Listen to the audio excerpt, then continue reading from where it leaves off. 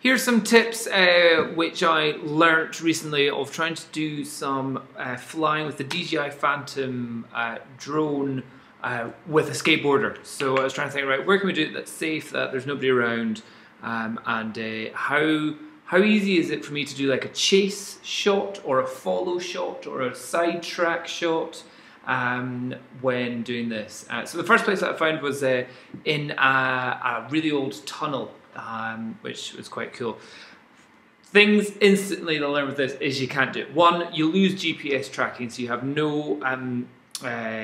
no stabilization. So well, it will just float around in the air, which gets a little bit scary whenever you realize how much more effort it takes to make it stop whenever you've got it flying straight back to you.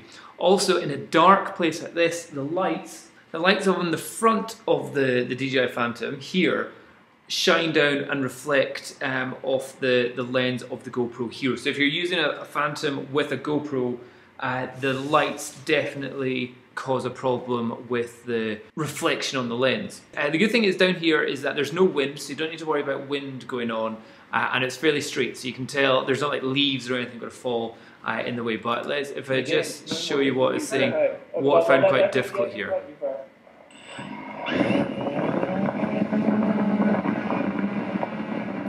Additionally, what I should also say is when you're doing this in a tunnel, it sounds so much louder. So if you're kind of go, oh yeah, just go for a little skate there and I'll follow you, it sounds like 10 people behind the skater with fly modes going meh straight after them. So holy hell, this is pretty scary. Because it echoes everywhere, if you're doing a following shot, so if I'm chasing the actual skater, the skater themselves will just be like, oh my god, is it right behind me? Because it's echoing all around, and it's very difficult for the skater to get comfortable with the shot. So this was one where I thought I'd get the person to come towards the camera. So for me, I'm having to now fly this effectively backwards. I've got no home lock, I've got no course lock, I've got no GPS, so I'm having to do this all just manual here. Flying it backwards, trying to modulate the speed of this going backwards, but also within a tunnel there you've got air vortexes going on in your propeller, so it's not necessarily totally straight. There's a slight angle of the tunnel as well, so you need to modulate the height of the Phantom as it goes backwards, and you've got to make sure that you're not inadvertently putting any rotation on the GoPro, on the Phantom, so it's not rotating. So if we see here, get in position, going back to me, I'm a little bit too high, try and bring it lower. So at the same time, me both looking at it, I've got to keep my eye on it, I'm also looking at it on the monitor to see what it's actually seeing. And all I'm seeing is a red haze all around the shot.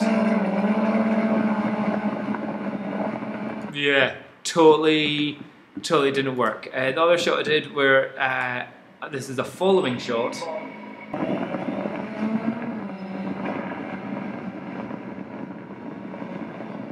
It's cool if I could definitely get see I'm way too high, getting a bit too high up.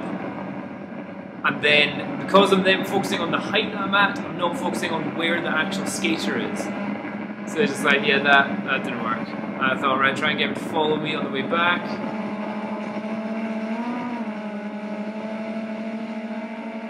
Then I just go way too fast. There's also and then a bit too close to the side and all that kind of stuff. So what there's also a fraction of a second delay from the video from the camera to the monitor for me to see it and all that kind of stuff. So I'm having to keep my eye on it as well as on the monitor. Otherwise, there could be that quarter of a second or half a second could be the difference between it missing a wall by that much or then crashing and exploding into flames. Then went to another area. Let's see this one.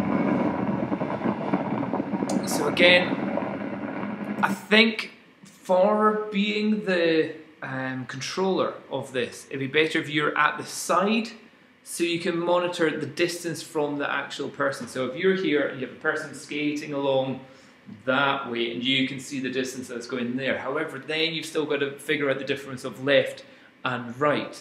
I shot this at 1080p 60 frames a second and I edited it down to a 720p, well, a cropped into 720p area of the frame to try and get a little bit closer, because at the same time you can see the actual skater here gets a little bit of a fright, because when I get close, he's like, holy crap, you're getting really, really close. And you've got to remember, it is 4 spinning blades of death going on around here. So you don't want it to be too close in case they get too fast, or they slow down and I don't slow down enough and we crash into each other. Here's another bit. Yeah, so for him, again, he was saying that it sounded like the drone was like millimeters away from him, and it was difficult for the skater to concentrate on his skating when there's this thing in the background going right behind him and potentially chasing him, and he's got to modulate his speed to think that is he far enough away, and all that kind of stuff, especially with the trees on either side here. So if any of you are thinking of doing some skateboard shots where you're going to be following someone, don't. Don't. The straight on the front and straight on from behind, they look cool, but my goodness, they are difficult, both for the pilot, the camera operator, and the skater. So it's something which I think will require a lot more practice, both for myself and for the skater, to be more comfortable with the situation going on here. What I would also say is maybe the better idea would just be getting shots from slightly from the side. So for example, on this shot, so that was slightly above and a little bit to the side. So the drone is effectively over the green area. So what you can effectively make is a safe zone, is what I would advise. Make a safe zone so the skater knows that, you know, they're not going to go into that. But the straight on front shot, it looks the coolest. Like coming straight on towards the Phantom. But even he's just like, whoa, the blade's going to hit me and all that kind of stuff. So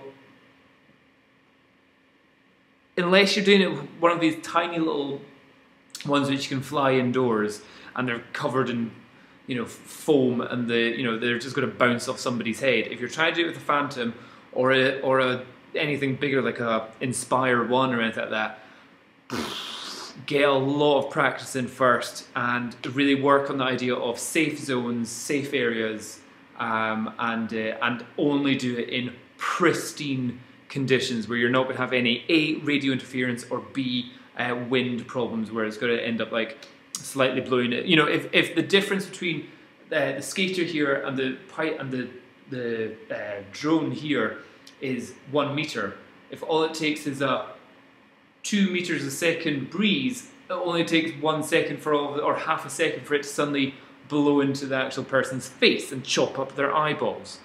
So only in the most perfect conditions should you ever try this. Which again, if you live in some sunny places in Spain and America, yeah, you can do that like 9 times out of 10. Other times, Scotland, good luck with that. Anyway, that's just my advice, that's my experience from today. Yeah, try and do it outside, and try and do it safely and try not to kill anyone. Okay, cheers, bye-bye.